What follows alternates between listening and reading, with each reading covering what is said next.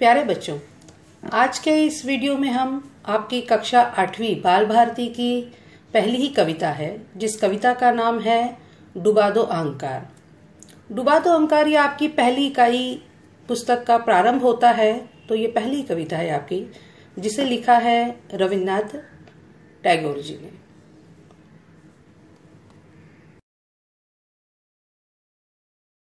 बच्चों, सबसे पहले मैं आपका परिचय कराऊंगी कि रविन्द्रनाथ टैगोर के बारे में। उनका जन्म कोलकाता में हुआ था। बच्चों, विश्व के महान साहित्यकार गुरुदेव रविन्द्रनाथ टैगोर जी को नोबेल पुरस्कार से सम्मानित किया गया है। आप केवल कवि ही नहीं बल्कि कथाकार, नाटककार, उपन्यासकार और निबंधकार तथा चित्रकार भी हैं। आप हमारे राष्ट्रगीत के रचयिता हैं। बच्चों, आप जो जनगण मन स्कूल में गाते हैं ना, उसको रविन्द्रनाथ टैगोर जी ने ही लिखा हुआ है। आपको 1913 में गीतांजलि के लिए नोबेल पुरस्कार भी प्राप्त हुआ है।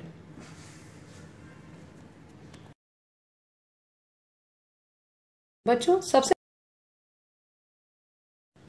प्यारे बच्चों, तो अब हम शुरू करते हैं कविता को। सबसे पहले मैं आपको बता दूं कि डुबा दो अहंकार इस कविता में है क्या। इस कविता में ये कविता एक गीत समझिए इसको, जो बड़े ही लयबद्ध ढंग से आप इसको गा सकते हैं।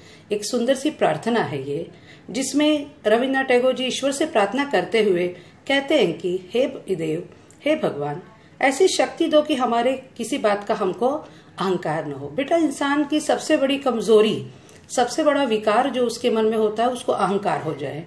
तो अगर उससे उसके मन से अहंकार निकल जाए और उसका मन निर्मल हो जाएगा, तो वो ऐसी ही प्रार्थना करते हैं ईश्वर से कि हे ईश्वर, ऐसा करिए कि मेरे मन से अहंकार और अत्याचार निकल जाए, तो जिससे मैं निर्मल हो जाऊं और आपके एकदम समकक्ष, एकदम निर्मलता से, जैसे आप चाहते हैं एक मनुष्य को, मैं वैसा बन जाऊं। तो कविता की शुरुआत जो होती है, इसलिए इस कविता का नाम ही है डुबा दो अहंकार। इसमें कविता में कवि कहते हैं, शुरू होती है कविता, मेरा शीश नवा दो अपनी चरण धूल के तल में, देव डुबा दो अहंकार सब मेरे आंसू जल में। कवि ऐसी प्रार्थना करता है बार बार। इस कविता में आपने देखेंगे कि कवि हमेशा प्रार्थना करता है ईश्वर से कि हे ईश्वर, मेरे मन में जो भी विकार है उसको आप दूर कर दीजिए। मेरे शीश को अपने चरण धूल के तल में डुबा दीजिए। शीश मतलब मेरा मस्तक, चरण धूल मतलब ईश्वर के चरण। उसको आप, मेरे मस्तक को आप कहाँ झुकाइए? अपने चरण धूल के तल में डूब। और देव डुबा दो अहंकार, और मेरे सारे अहंकारों को मेरे ही आंसू के जल में आप डुबा दीजिए। अपने को गौरव देने हित अपमानित करता अपने को, घेर स्वयं को घूम घूम कर मरता हूं पल पल में। कवि क्या कहता है? कवि कहता है कि हे ईश्वर, मैं झूठी दिखावे की जिंदगी जी रहा हूं, जिसके कारण मैं खुद को ही अपमानित करता हूँ। कभी कभी होता है बच्चों कि इंसान खुद को दूसरों की नजर में ऊंचा साबित करने के लिए, अच्छा दिखाने के लिए अपने अंतरात्मा से नहीं जिंदगी जी रहा होता है, वो बस दिखावे की जिंदगी जीता है। और ऐसे में वो क्या करता है? पल पल मरता रहता है, लेकिन दुनिया को लगता है बहुत बड़े आदमी हैं, बहुत कुछ है इनके पास। ऐसे बहुत सारे उदाहरण आप दुनिया में देखते हैं। और अंत में फिर इस कविता की अंत में फिर बार बार कवि ये कहता है कि देव डुबा दो अहंकार सब मेरे आंसू जल में। बहुत ही सुंदर प्रार्थना है बच्चों, जो कवि ईश्वर से करता है। बार बार उनसे कहते हैं कि मेरे मन के विकारों को ईश्वर दूर कीजिए। जैसे कि हम भी रोज सुबह प्रार्थना करते हैं ईश्वर की, क्या कहते हैं? अपनी भलाई की बात ही कहते हैं कि हे ईश्वर, मुझे ये कर दीजिए, मेरे लिए वो कर दीजिए। लेकिन इसमें उन्होंने बहुत ही सुंदर प्रार्थना की है। और क्या चाहा है कि ईश्वर, मेरे मन के विकारों को ही मुझसे दूर कर दो, तो सब अच्छाइयां मुझ में अपने आप ही आ जाएंगी। इसके बाद की जो पंक्तियां हैं उस पर ध्यान दीजिए। अपने कामों में न करूं मैं आत्म प्रचार प्रभो। आत्म प्रचार, आत्मस्तुति। लोगों में अपनी प्रशंसा करने की प्रवृत्ति पाई जाती है बच्चों।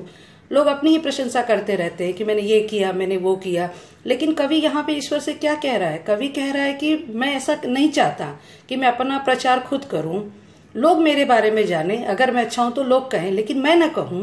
तो अपने कामों में मैं अपने अच्छे काम करूं, लेकिन किसी से आत्म प्रचार न करूं अपना। अपनी ही इच्छा मेरे जीवन में पूर्ण करो। कहते हैं कि ईश्वर ने हर इंसान को बनाया है, कुछ न कुछ उसकी मनसा रही है, यही कि एक मनुष्य दूसरे मनुष्य से अच्छा व्यवहार करे, है ना। तो ऐसे में कर अपनी ही इच्छा कि हे ईश्वर, आपने मेरा जन्म जिस उद्देश्य के लिए दिया है उस उद्देश्य को पूर्ण करो, मुझको अपनी चरम शांति दो, प्राणों में वह परम कांति दो। और इसके अंत की कड़ी में कहता है कवि कि मुझको चरम शांति, शांति मेरे मन को। आज सबसे बड़ी समस्या यही आज की दुनिया में कि इंसान के पास पैसा है, गाड़ी है, सब कुछ है, लेकिन मन में शांति नहीं है, हमेशा बेचैन है इंसान। तो कवि कहता है कि हे ईश्वर, मेरे मन को शांति दीजिए और प्राणों में कांति दीजिए। कांति मतलब तेज हो, इस तरह की मेरी जिंदगी हो। आप खड़े हो मुझे ओट दे, ओट मतलब सहारा। हे ईश्वर, आप मेरे साथ खड़े होइए, मैं जहां जहां भी रहूं आप हर वक्त मेरे साथ रहिए। आप खड़े हो मुझे ओट दे हृदय कमल के दल में। हृदय कमल के दल में मतलब अपने हृदय में। हे ईश्वर, अंत में कवि बहुत बड़ी चीज ईश्वर से मांगता है कि हे ईश्वर, आप मुझे अपने हृदय में स्थान दे। मैं बहुत थक गया हूँ, मेरे मन में शांति नहीं है, मैं परेशान हो गया हूँ, मैं झूठे दिखावे में हूँ, मैं आत्म प्रचार कर करके थक रहा हूँ। तो ईश्वर, ये सारे विकारों को मुझसे दूर कर दीजिए और अंत में अपने हृदय कमल के दल में आप अपने हृदय में मुझे स्थान दे प्रभु।